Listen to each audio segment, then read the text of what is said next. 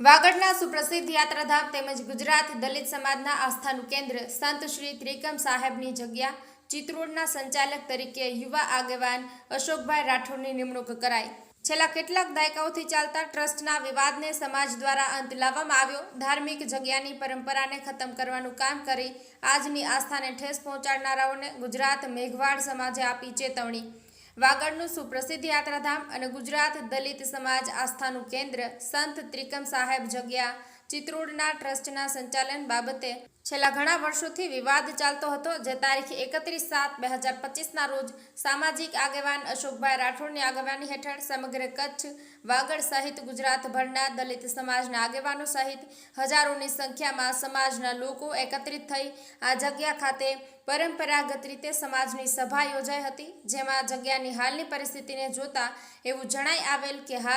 કે જે જગ્યાનું સંચાલન કરી રહ્યા છે તે વ્યક્તિઓ દ્વારા સમાજની દાયકાઓથી ચાલી આવતી પરંપરાનું ઉલ્લંઘન કરેલું છે, તેમજ એમનું સંચાલન યોગ્ય ન લાગતા અને સામાન્ય સભા પહેલા હાલના બની બેઠેલા સંચાલક જગ્યા છોડીને નાસી છૂટેલ અને સમાજની અવહેલના કરેલ તેમજ જગ્યાની બદનામી થાય તેવા કૃત્યો કરેલ। એમની સંચાલનની મુદત પૂર્ણ થતાં કોઈને જાણ કે મીટિંગ કર્યા વગર પોતાના મળતિયાઓને ટ્રસ્ટી બનાવી બારોબાર ફરીથી જગ્યાનો વહીવટ લેવા માટે પ્રયત્ન કર્યો હતો, જેથી આજે મળેલી સામાન્ય સભામાં સમાજના આગેવાનો અને હાજર ટ્રસ્ટીઓ દ્વારા ઠરાવ કરી નવા ટ્રસ્ટીઓ તેમજ સંચાલકની નિમણૂક કરેલ, જેમાં સર્વસંમતિથી અને સમાજના લોકોની માગણી અને લાગણીને ધ્યાનમાં રાખીને જગ્યાના નવા સંચાલક તરીકે અશોકભાઈ રાઠોડની નિમણૂક કરાઈ હતી। આજથી જ આ જગ્યાનું સંચાલન સમાજની હાજરીમાં નવા નિમાયેલા ટ્રસ્ટીઓએ સંભાળ્યું હતું અને સામાન્ય સભામાં ઠરાવ કરવામાં આવ્યો હતો કે જગ્યાના નવા ટ્રસ્ટીઓ તેમજ સંચાલકોનો રજિસ્ટ્રાર કચેરીએ ફેરફાર રિપોર્ટ રજૂ કરવો તેમજ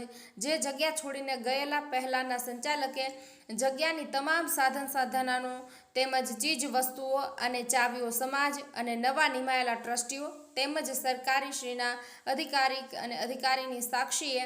દિવસ રાતની અંદર તમામ વહીવટ સુપરત કરવો, અન્યાય કાયદેસરની કાર્યવાહી કરવામાં આવશે। આજની સામાન્ય સભામાં રાપર, ભચાઉ તાલુકા સહિત સમગ્ર કચ્છ, ગુજરાતના આજના આગેવાનો તેમજ ચિત્રોડ ગ્રામજનો બહોળી સંખ્યામાં ઉપસ્થિત રહ્યા હતા। હરખાભાઈ સોલંકી, કચ્છ। આજ રોજ ચિત્રોડ સંત ત્રિકમ સાહેબની જગ્યા ખાતે સમગ્ર કચ્છ જિલ્લા મેઘવાળ સમાજના લોકો તથા રાપર તેમજ ભચાઉ તાલુકાના પંચોના લોકો આજે અહીંયા ઉપસ્થિત રહી અને જે દાયકાઓ જૂની જે સંત ત્રિકમ સાહેબની ને સાહેબ સંપ્રદાયની જે પરંપરાઓ છે એ પરંપરાને અનુસરણીને આ જગ્યામાં છેલ્લા કેટલાય સમયથી અમુક લોકો જે ગેરવહીવટ ચલાવી રહ્યા હતા અને આ જગ્યાને સતત બદનામ કરી રહ્યા હતા, જેથી કરીને આજે સમગ્ર સમાજ આજે ચિત્રોડ ખાતે ઉપસ્થિત રહી હતી। આની અગાઉથી જાણ કરીને મિટિંગની અને આ નવા જે ટ્રસ્ટીઓ નિમ્યા છે એની આજે અહીંયા કને મિટિંગ યોજાઈ હતી, પણ અહીંયા આવતા અમે જોયું કે જગ્યાની અંદરમાં કોઈ પણ બહારથી આવનારા મહેમાનને કોઈ પણ પ્રકારનો આવકાર ન હોય એ રીતે આખી જગ્યામાં તાળા મારી દેવામાં આવેલ હતા। અહીંયા કોઈ પૂજારી કે કોઈ જગ્યાના દેખરેખ માટે કોઈ માણસ નથી રાખેલો, તો અમે બધા સમાજના લોકોએ આજે અહીંયા બેસીને જે સામાન્ય સભામાં નક્કી કર્યું છે કે પરંપરાગત રીતે જે આ સમાજનો વહીવટ અને સંચાલન આજથી સમાજ કરશે અને જે ટ્રસ્ટમાં નવા ટ્રસ્ટીઓ નિમવાના છે એ પણ આજે અહીંયાથી નક્કી કર્યા છે। તેમજ આ જગ્યાનો વહીવટ યોગ્ય ન લાગતા અને એવું સ્પષ્ટપણે અહીંયા જણાતા કે અહીંયા ખાલી આ જગ્યાની દેખરેખ અને વહીવટના નામે માત્ર ખોટા સીન સપાટા થઈ રહ્યા છે,